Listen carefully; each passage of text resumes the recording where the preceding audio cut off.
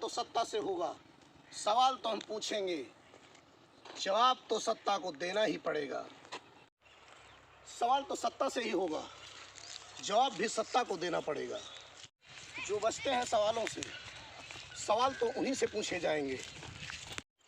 सवाल तो जनता के होंगे, प्रश्न तो हम पूछेंगे, जवाब सत्ता को देना ही पड़ेगा। प्रश्न वो जो जनता के दिलों से निकलते हैं, प्रश्न तो वो सब पूछे जाएंगे। बेबाक राय बेबाक बोल के मंच पर। मित्रों नमस्कार, मैं के दीक्षित एक बार फिर हाजिर हूँ बेबाक राय बेबाक बोलकर मंच पर। मित्रों, आज हम बात करेंगे सतीश मिश्रा जी की। जी हाँ, शायद आप लोग भूल गए होंगे, सतीश मिश्रा एक समय आज से 10 साल पहले बहुजन समाज पार्टी के कद्दावर नेता होते थे और छोटे मोटे नेता नहीं थे। सरकार बनाने में उनकी बड़ी अहम भूमिका रही है। शायद आपको जानकारी ना हो तो मैं आपको बता देता हूँ। जब बहन जी ने सोशल इंजीनियरिंग की और नारे दिए, ब्राह्मणों को इकट्ठा करने का कारण सतीश मिश्रा जी को दिया गया और वो सतीश मिश्रा जी ने उस कार्य को बाखूबी निभाया और बहुजन समाज पार्टी की पूर्ण बहुमत की सरकार उत्तर प्रदेश में आ गई। बहन जी ने मनमौखिक तरीके से उत्तर प्रदेश में सत्ता की। अभी हाल में ब्राह्मणों को इकट्ठा करने का, ब्राह्मणों को फिर से एका करने का मायावती जी ने सतीश मिश्रा जी को ठेकेदारी दी है। वो ठेकेदारी इसलिए कि वो सोशल इंजीनियरिंग जो आज से 15 साल पहले लागू की गई थी, उसको पुनः एक बार दोहराने की जिम्मेदारी सतीश मिश्रा को दी गई है। सतीश मिश्रा एक ऐसे व्यक्ति हैं, जब SC/ST एक्ट 76 जैसे मुकदमे हरिजनों के द्वारा SC/ST एक्ट का दुरुपयोग खुलेआम किया गया, 76 श्रवण समाज के लोगों पर लगाया नहीं गया, थोपा गया है। इतनी भयंकर तरह से थोपा गया कि मुझे लगता है अगर काउंटिंग की जाए तो हर चौथा परिवार लगभग पीड़ित था ब्राह्मण समाज का। श्रवण समाज में अगर काउंटिंग की जाए हर 7वां व्यक्ति पीड़ित था। इतनी बुरी तरह से 5 साल बहन जी के सत्ता में श्रवण समाज भयंकर तरह से रौंदा गया।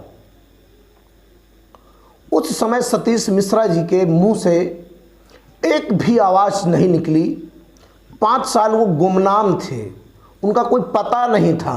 उनको ढूंढ के लाने के लिए लोगों ने बहुत सारी पोस्टें और समाचार डाले, परंतु सतीश मिश्रा जी फिर नहीं मिले। और ब्राह्मण जिसे इकट्ठा करने का फिर से उन्होंने बीड़ा उठाया है और अयोध्या से इसकी शुरुआत भी हो गई है। एक भी मुंह से उनके सतीश मिश्रा जी के ब्राह्मणों के दुख दर्द में, ब्राह्मणों को फर्जी मुकदमे में जब फंसाया गया, श्रवण समाज को फर्जी मुकदमे में जब फंसाया गया, एक भी आवाज़ उनके मुंह से नहीं निकली कि यह अन्याय हो रहा है। आज वही सतीश मिश्रा पुनः एक बार फिर ब्राह्मण समाज की ठेकेदारी करने का काम शुरू कर दिया है। मित्रों, क्या ब्राह्मण एक बार धोखा खाने के बाद, एक बार मार खाने के बाद पुनः उस ठेकेदार के साथ जाना पसंद करेगा? मुझे तो नहीं लगता है कि मित्रों, ब्राह्मण एक बार, दो बार, चार बार धोखा खाने के बाद पुनः सतीश मिश्रा की बातों में आएगा और पुनः बहुजन समाज पार्टी की सरकार बनाएगा। मुझे तो यह अति संयुक्त लगता है,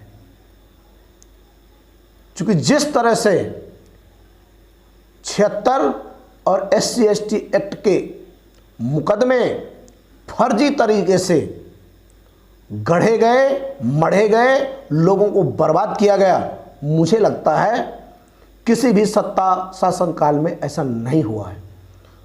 और पुनः एक बार वही सोशल इंजीनियरिंग जो 15 साल पहले प्रयोग की गई थी, पुनः प्रयोग करने का फार्मूला शुरू कर दिया गया है और सतीश मिश्रा जी इसके ठेकेदार बनाए गए हैं। अब वो ठेकेदार क्या इस बार पुनः ब्राह्मणों की ठेकेदारी करने में कामयाब हो जाता है? क्या ब्राह्मण एक बार फिर से बेवकूफ बनेगा और ऐसे व्यक्ति का कहा मानेगा, उसके साथ खड़ा होगा जिसने 5 साल बसपा शासन सत्ता में मौन व्रत धारण किया हुआ था? ऐसा लग रहा था सतीश मिश्रा को आवाज ही खत्म हो गई है, गूंगे हो गए हैं, ऐसा उस समय लग रहा था। पुनः एक बार सतीश मिश्रा ब्राह्मणों का जिन लेकर के निकल के आए हैं। देखते हैं ये जिन कितना कारगर होता है, या सतीश मिश्रा को ब्राह्मण समाज उत्तर देगा, जवाब देगा और उस ठेकेदार को बैरंग वापस कर देगा। ये आने वाले समय में जानकारी हो पाएगी। जय हिंद, जय भारत।